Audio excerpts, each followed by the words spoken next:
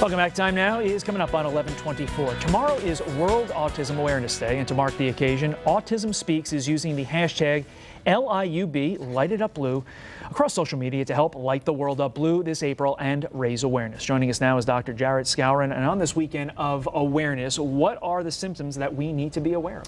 Well, what's really important, because the rates of autism are growing so quickly, and we've gone from 2 decades ago, they were 1 in 200, now it's 1 in 68 kids and 1 in 42 boys. That's 2.5% of our male children are diagnosed on the autism spectrum. So parents need to be aware of the signs to watch for so they can talk to their pediatrician or go to Connecticut's Birth to 3 program so they can get evaluated and start treatment early.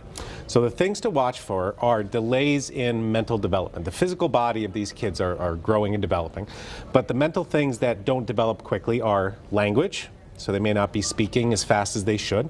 Different types of sensory issues. They don't like to be hugged, they don't like to be cuddled, they like to be not touched, they don't like their hair cut, they don't like their nails clipped.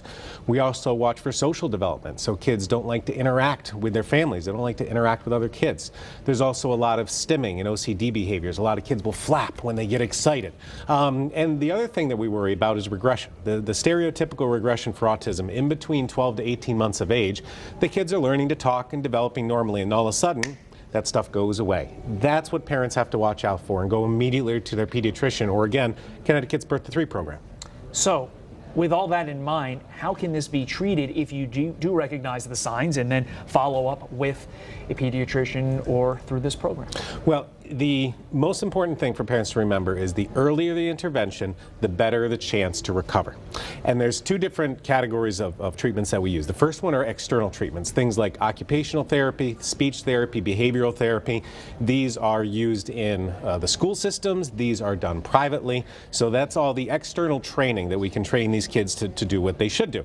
The other set of interventions, what we specialize in my clinic, are internal therapies. So we do different nutritional analysis and correct nutritional deficiencies, change diets from poor diets to better diets. We'll do genetic analysis and treatment, and our brand new therapy that we have in our office is hyperbaric oxygen treatment. This is where we put a child and their parent into this big oxygen chamber. The more oxygen we can get into the brain, then the quicker it heals. You know, when I sat down here, I looked at these supplements and such on the table, and I was immediately grilling you because I'm just thinking to myself, I'm skeptical about this. You know, there's pills that can reverse autism. It doesn't make any sense to me.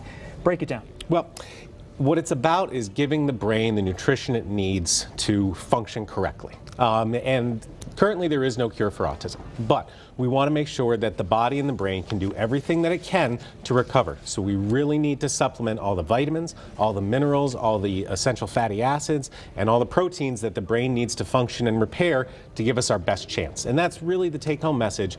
There is hope, there is chance. Dr. Skowron, thank you so much as always. And again, more on this on your website. What is your website again? SpectrumAwakening.com. Thank you so much. Thanks for that. He thought he struck it rich on Facebook.